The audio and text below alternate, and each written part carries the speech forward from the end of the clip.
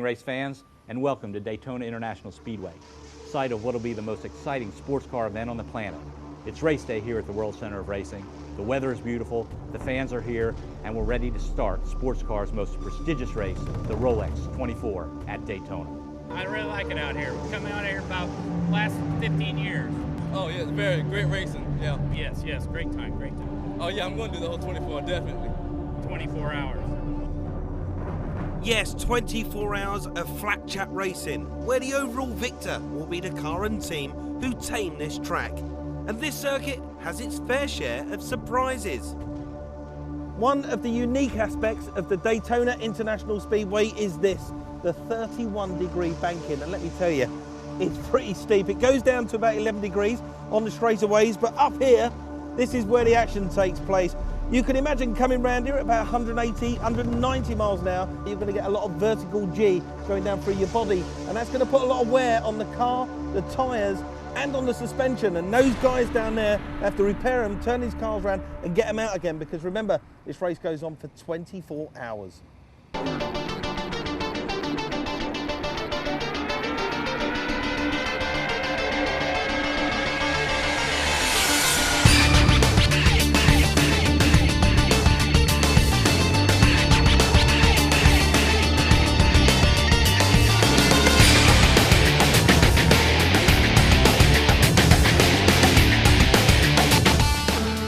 Here I am with Rafael Navarra. He's head of PR at Pirelli Motorsport. Rafael, quite a big weekend for you. Absolutely, one of the biggest in history for Pirelli. Now, how many tyres does a company like Pirelli bring along to a massive event like this? For the Daytona 24, we have 14,000 tires on the premises. You're the biggest tyre shop in the world right now, aren't you? Feeling like it. Now, Rafael, this weekend, it's a one tyre. You're the only manufacturer here for the Daytona 24. Absolutely. For the Grand Am Series, we are the only supplier, and there's one flavor of tire for the weekend. And what does that mean in terms of racing? It means it's tighter, closer? Tighter, closer racing, but also a big challenge for a company like us to be able to come to the table with a tire that's been developed for different platforms of vehicles. You have the Daytona prototypes as well as the GTs. You need to have a tire that can do well on traditional road courses, but also on a course that has banked ovals like Daytona. So we're really asking a lot, and we feel we've got the right stuff for the weekend and the season. Thank you very much, Rafael. Have a great weekend. And this weekend is going to draw crowds from all over the world. The Daytona International Speedway comes alive with fun fairs, international food courts, and plenty of refreshments on hand. The atmosphere is one of fun, excitement and glamour. It's very British, this pack, isn't it? Yeah, it does seem to be. Yeah, we've got, Dario, and we've got Darren here, and we've got, Dan Weldon, and, there's a good group of British drivers. It's pretty unique in the fact that you've got a lot of, champions from different forms of motorsport, race winners, and it's incredibly competitive. You don't know whether somebody's going to hit you or, you know what I mean? And as you're going around, you can't actually see that far through the corner because the roof line of the car stops you looking that far ahead. It's one of these races that you just never know. It's got a huge amount of challenges, stuff's being thrown up all the time, and there's a lot of competition here.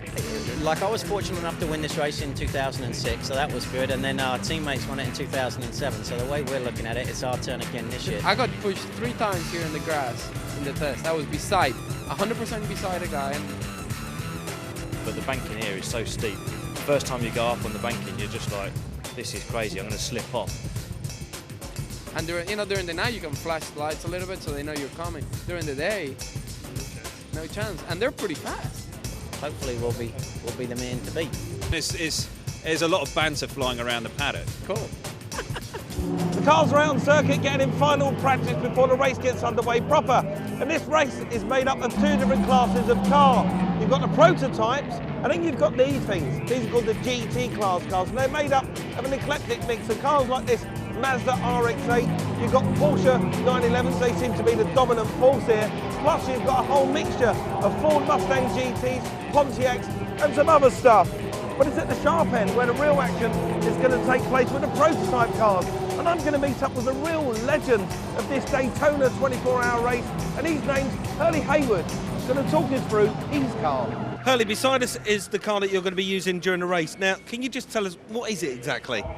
Well, I'll kind of walk you through it. This is called a Daytona prototype. It's a car that we use in our series, and it's powered by a 6-cylinder, 3.8-liter Porsche motor. It's a normally aspirated motor. It's not turbocharged.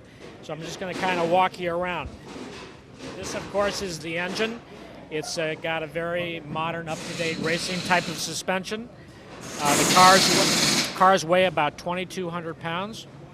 So the engines are spec'd at about a little over 500 horsepower, between 500 and 530 horsepower. And what is that top speed? We're doing close to 190 miles an hour. So pretty quick. Is it exciting now after you've done it 37 years, or are you nervous trepidation at the moment?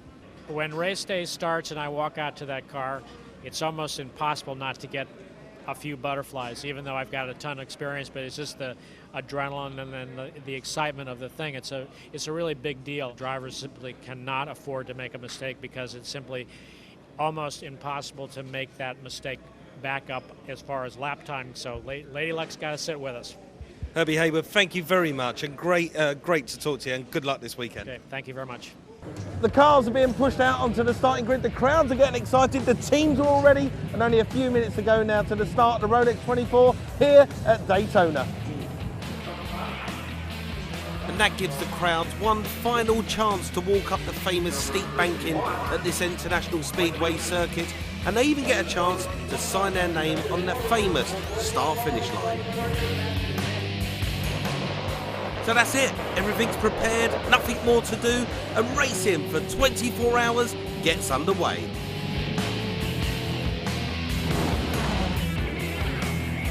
Castronoves shreds that tyre.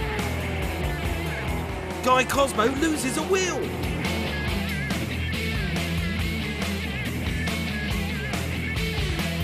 Salvador Duran has lost the front half of his car.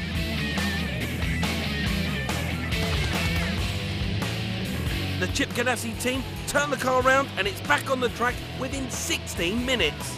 It's just after 6 o'clock here in Florida, and the night time is falling. It goes really fast down here in these southern states.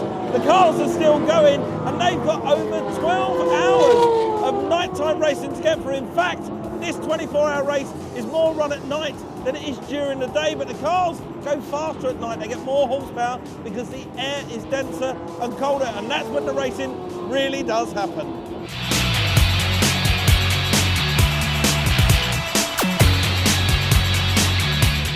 It started to rain. Bad news for anyone on slicks. TRG's Porsche GT3 has just snatched the GT lead from Speed Source's number 70 Mazda RX-8.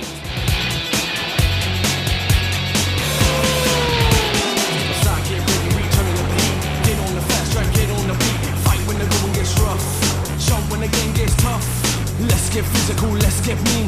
Roll right over that team. Come on now, the time is near, so be don't bust them, show no fear. So the Telmex Lexus Chip Ganassi race team, driven by Juan Pablo Montoya, Dario Franchitti, Scott Pruitt and Mimo Rojas, take the checkered flag. And the GT class is won by the ecstatic Speed Source race team, with David Haskell, Sylviane Tremblay and Nick Ham at the wheel.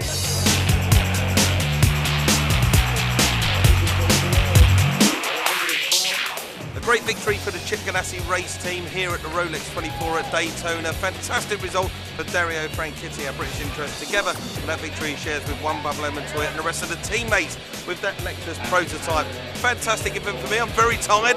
Time to go home and get some shut-eye, but we'll see you next year, hopefully here at Daytona.